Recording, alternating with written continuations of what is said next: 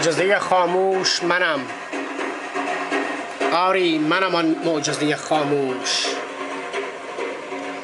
شنیدم که گفته بودی روشن شو،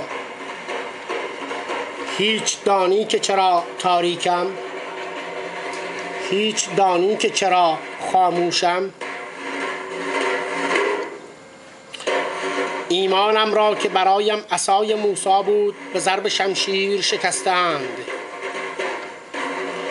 نفس همچو مسیحای مرا در گلو به دار آویختند.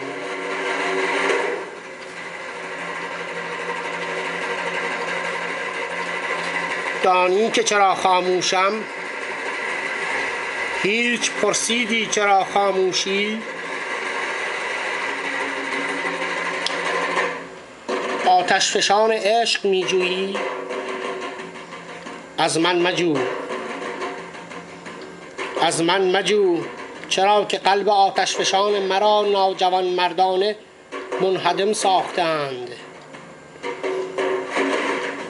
ندای مرا در گلو به ضرب گلوله داغ سالها پیش ترور کردند. رویای مرا که هنوز آبستن بود زنده به گور کردند.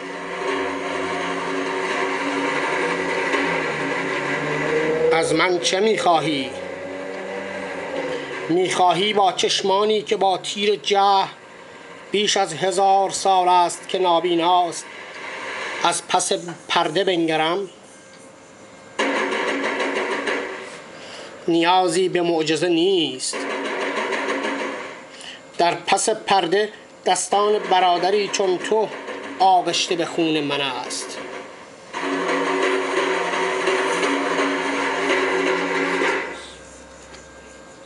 این است که خاموشم.